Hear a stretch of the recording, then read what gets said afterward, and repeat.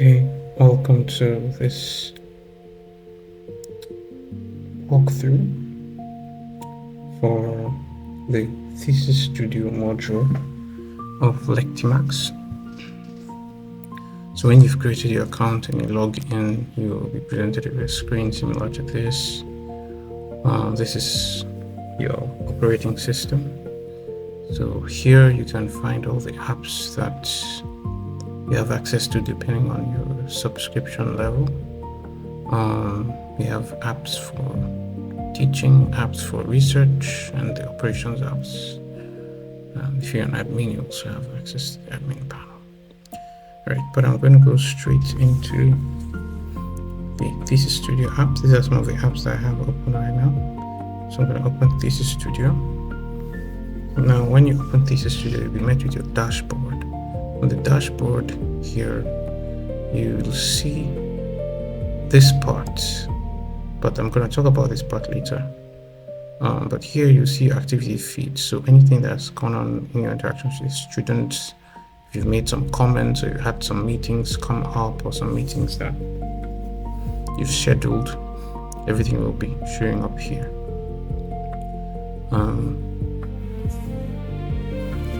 Then if there are any deadlines that are critical, you find them here. Any drafts, maybe students have uploaded some documents you haven't seen here, you'll also see the number here, and so on. So if I click here, I will go to the Students tab. The Students tab is here. I will come to talk about the Cohorts tab later.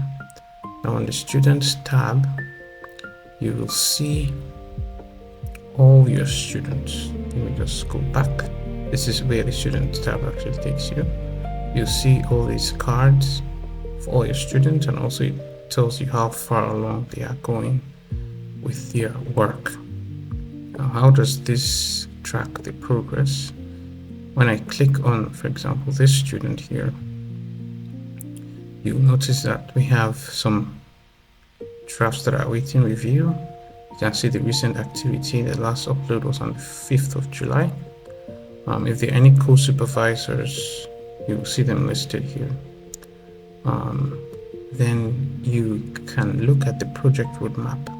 This project roadmap tells you, so you would have preset it. So when you add a new student from here, when you add students, you will specify everything about student, their email, their title of the thesis, what kind of program is it, what the field, and when you go to the next one, you specify timeline, when is it supposed to start and when is it supposed to end. Okay, so that's where this project roadmap picks its start and end date from. And then from here, when you come into the screen, initially to be blank, you can then, this button will be an AI generate button. You can have the AI help you do an initial plan for whether it's a master's or a thesis or a PhD program or an honors program. So you look at the topic and do like a basic plan. Then you can modify it however you want. You can add a new phase with timeline or whatever. See, phase, the start and end date, and so on and so forth. If there are any subtasks you want to be on that phase, you can also use the AI to suggest them to you, and you can just do it manually also here. These are going to be for the student to do. We'll explain this just now. So here we have, for example, this student has completed their introduction and literature review, their methodology, and they are now working on their implementation and experiments. If I were to go to the methodology here, you see that this task, this milestone, has some description here. So basically the way the flow is one, depending on how you work as a supervisor, you can maybe sit down with your student and plan out the whole project, or you can plan it on your own, or whatever it is. But once you've planned it out, the tasks are set forth for the student. The student would come in here when they see this, for example, this subtask. They will, once they've completed, they'll upload a file as a proof that they've completed it. So they'll upload a file there, and you as a supervisor, when you come, you will see the file. You can download it and view it, and then you can use this chat here to give them feedback on what evidence they uploaded. You can also make a voice feedback if you want to do voice feedback for that, right? So once it's done, you are the one as a supervisor who will mark to say, okay, yes, I approve that this is done. Once you mark it done, they can move on to the next one, or they can work on it in any however order they want. You also are the one who can mark the whole milestone as whether it's planned or it's in progress, or it's reviewing and completed, and so if it's delayed and all that. And when you mark it like that, you will see it change here. So this is the phase that we just created, which we didn't really do anything with. So I'm just going to delete it. Okay, so you can see that it's red because it's delayed. But if it's completed, if I mark it completed, it's completed, it will be green like this. Okay. So this goes on for the entire thing. You also have the next one. This is in progress, as you can see, and the students has already completed the first task here. They probably work on the next one and so on. So that's about the project roadmap. Then when it now gets to the time when they are going to start writing up their thesis, depending on what your style is, also if you want them to start writing from the beginning or you delegate to the end, this tab is specifically dedicated to the writing process. So for each chapter, there's a node. Now this node could be, depending on how you also want to do it, the AI can help you generate the initial nodes also here. There's a button here. Once when it's blank, you'll see a button to use the AI to generate it, and you can specify the type of the, whether it's by publication or it's by standard mail, or it's by monogram or anything. You can do it there. And you can also specify your own stages if you want. However you want to plan the writing process out, you can do that. And then what it does here is that you don't have to, so basically, instead of having different emails across different time and not being able to even track what's going on, and you can track everything. So under each one there's version. So as the upload, as you give feedback and the upload, it automatically timestamps them and versions them. So you can see the student, this is just a test account, that's why it's looking at the same dates over.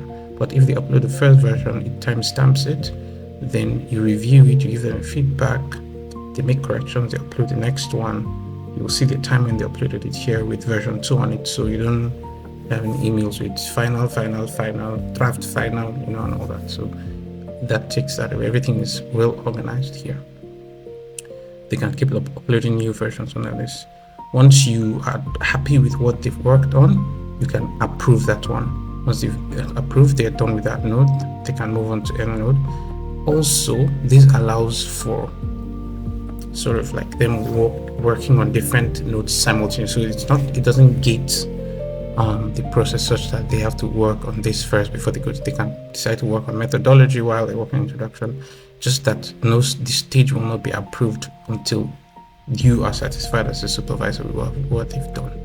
Right. So let me just look at this here. So this is under review now.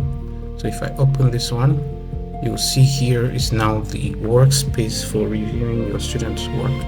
You can look at whatever is happening here. You can highlight it and make comments. So you see, you can highlight and make comments, whether it's in text or it's a voice comment here. You can make a voice comment, as you see here. Once you're done, you can review it if you want to. You can make a voice comment. You can cancel it. You can make, so on and so forth. Now you might be wondering what all of this here is.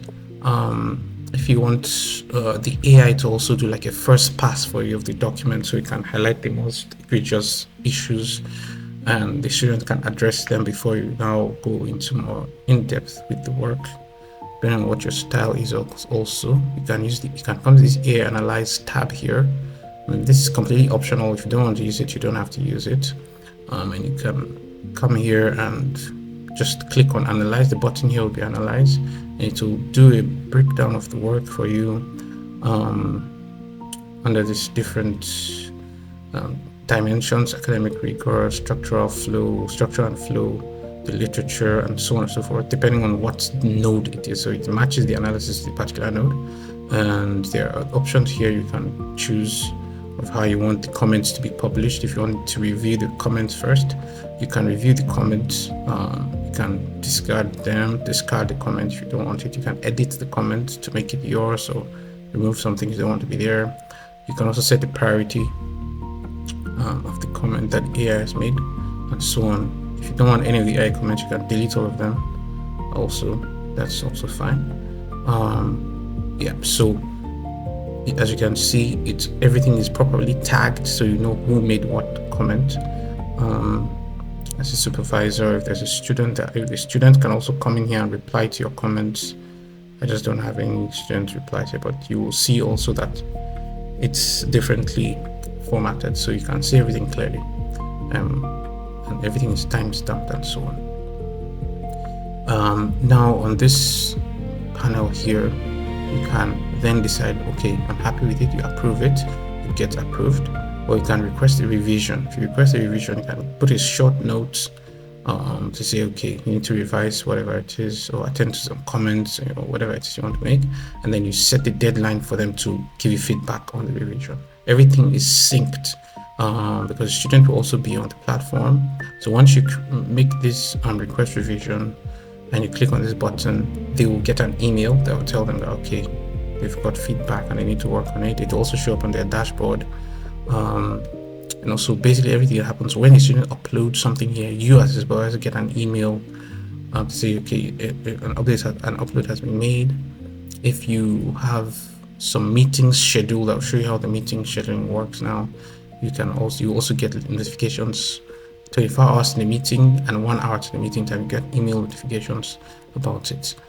This button here is for a student if they want to download the reviewed comment, the reviewed document. They want to download the reviewed document and they want to download it with feedback so that all the comments will be in it. They can do that. So they just download just the original document. They can also do that. So this works both with Word documents and PDF documents. All right, so this can really help to streamline your workflow, make things way easier for you as a supervisor. Everything's well tracked. You can look at the history of feedback you've given, all the comments you've made, and so on here. You can see all of them yourself there.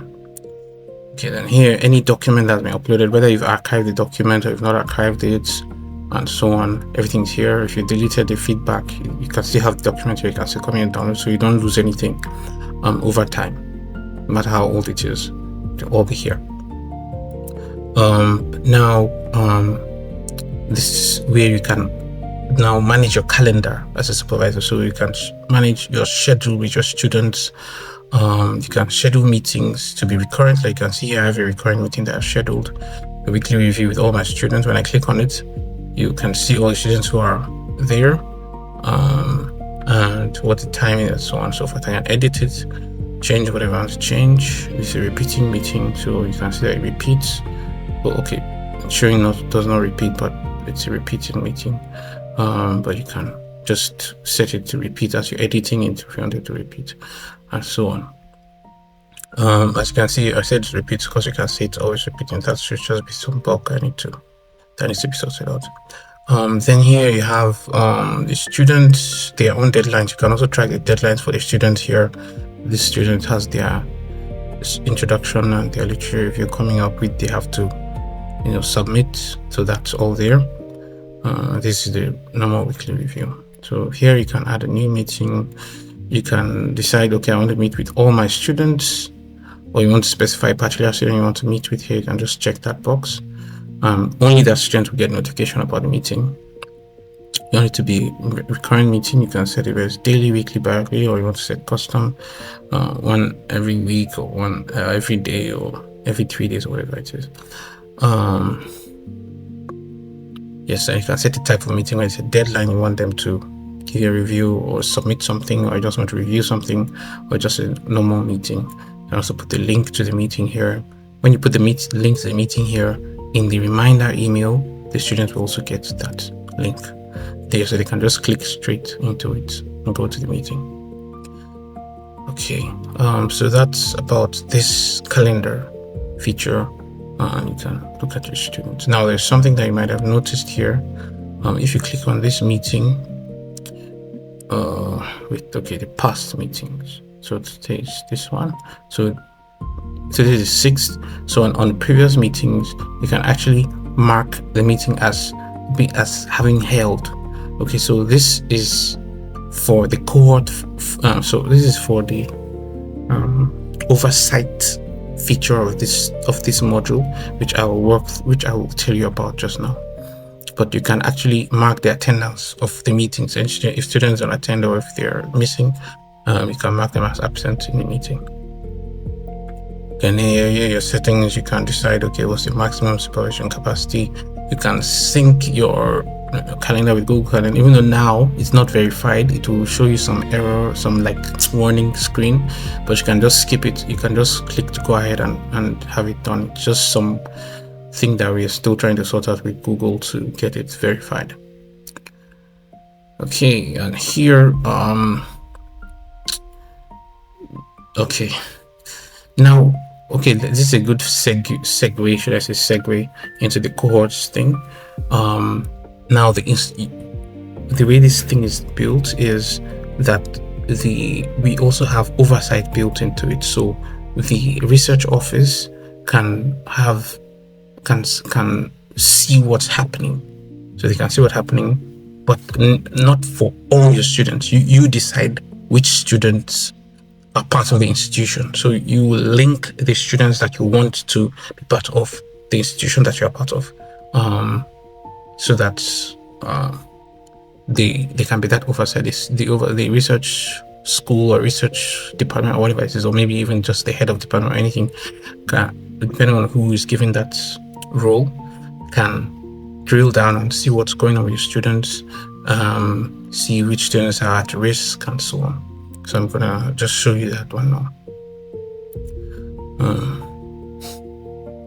Okay, so but before I go into the oversight view, this is your own view of the cohorts, right? So when you look at the cohort tab here, you can see how many students you've linked, which ones are at risk, which one have still engagement. That means they haven't been attending meetings. Remember I told you about the marking of attendance, so that's where it comes up here. If they haven't been attending meetings or anything like that, you can see it here. If you have any, the number of support plans, I explained what a support plan is just now, and so on. So here you can see those that are under progression review. So this is like the yearly progression review, progress review for student, normal progress review, and it has a process. And those who are under a support plan, that's students that are at high risk, and the oversight committee or the person oversight has opened the support plan on that student. You will also see it here, and you can see what stage the support plan is. But let me log in now as an oversight, let's say coordinator or whatever, so you can actually see that view.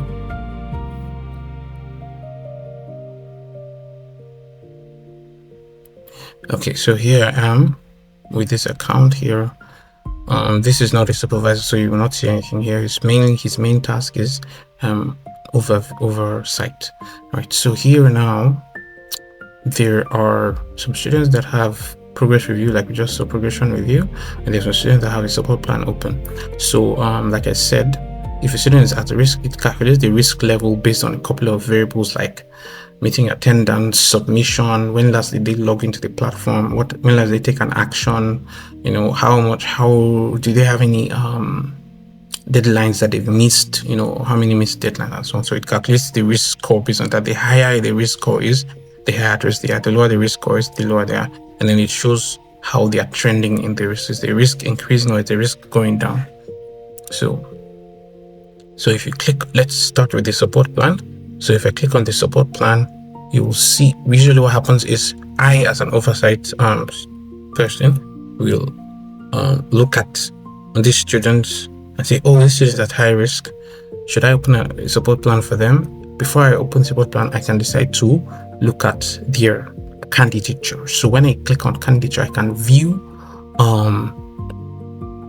all all the activity that's happened with the student, all the interaction with the supervisor. You can see it's oversight, right? So I can come and look at the project roadmap. I can see, the tasks. Okay, I can already see that, they have this literature review overdue. Here I think this is something like it's being reviewed by the supervisor, okay, and so on. So I can come and say, literature reviews overdue, they haven't done this and this and this, it's been overdue since 15th of April. You can see everything. You can see when they submitted what, time completed, and so on. You can look at the submission timeline. You can, but to maintain privacy, the oversight person cannot view the document. So if I click on it, I have to tell you it's available in oversight mode. So they can only just look at when it was submitted, how many versions were there. They can have an idea of the back and forth flow and all that, and so on. So that gives them a picture of what has been happening. Just a basic picture actually. And they can see the recent thing. So this is a support plan that is open for this student now. So if I click on this one, you will now see, okay, let's say the oversight person decides, okay, this support plan needs to be open. So a support plan is basically like to notify the supervisor to say that, I have noticed that this student is not making progress. Can you make a plan to rectify it? That's what a support plan is. So they open a support plan, and here you can see that this professor opened a support plan. You can say, we have noticed no meetings between supervisor and student in the past 3 months. So you put a reason there, and then plan is activated. The supervisor needs to activate the support plan. So it will show up on the supervisor's dashboard. Then they will click on it, activate the plan, and give what the reason is. Okay, the student has some family challenges. We'll schedule a meeting to get an update. Okay, they've scheduled the meeting for August 2nd. Now you can see that they haven't given any updates on that meeting. That's why it's showing overdue. Okay, so that's that. Then they can obviously the oversight person now can see everything here. But let me go back to the cohort view instead of this one. Okay, so let's see here. Okay, now since I've seen it's overdue, I can check in. I can send a check-in note to that supervisor and say, okay, they haven't received an update on the scheduled meeting with the student. Okay, then I want to tell them, okay, when do I need a feedback on this? It's in the next 5 days or something. So I put that there and I say check in. So the supervisor, you can see now I've said this the coordinator. They haven't received any updates on their scheduled meeting with the student. Supervisor, when he logs in, we'll see this. Let's say that the supervisor eventually is able to meet with the student and everything is sorted out. Now the student is back on track. You can resolve it here. Just say, okay, give the notes, okay, it has been resolved. Or it can be escalated. And when it's been escalated, the system will gather the evidence on the candidature for that student, their meetings, the time, the activity, and all that, and create a dossier in PDF format. This dossier will now, based on whatever the school's, university's process is, will be used, to be sent to maybe the research head or anything, and so on, to be actually document to decide what next should be done on that particular student. So, depending on the supervisor can actually request that it be escalated also. So depending on what the interaction is based on this check-in, that's what happens here. So that's how a support case or a support plan works. And for the progress review, this is the yearly normal progress review for each student. So you can look at the case here. You will see this is also going to have a timeline view. I just haven't done it yet, but when it's time for the review, the first thing is the oversight person will open the progress review with the students. The students will submit their student pack with how much progress, just in notes, how much progress they've made, and so on and so forth. And then when they do that, the supervisor will go in there, just like we do with the normal paper-based thing. The supervisor will go in there and I recommend the progress and what so on, and then the panel will review it and then make a decision on whatever they need. This is where you can assign panels for the independent panel review, depending on the people that are in the organization. So this is how the progress review goes. It's at each stage, one person is going to respond, whether it's the student who's responding, or the supervisor is responding, or it's the independent panel review who's responding, and so on. Yes, so that is how this one works. So this person is the oversight lecturer. Great. So I'm going to come back in as the other supervisor now. And let me open this one. Right. So if I open this plan, you'll see that check-in I just did. See, we haven't received an update on the scheduled meeting with the students. Okay, so that's how the support plan works. This is where you can request that it should be resolved, or you can just decide that it should be escalated. Okay. Here also we have, this is back now beyond outside of the cohort thing. Your notifications are here for all your students, support plans opened, progression, and so on and so forth, meetings, everything is here. Be notified. You can also chat with your students, different students. You can chat with them here, and so on. See, you can have a conversation, send them files or whatever. Yes, so this is the Thesis Studio module. Thank you.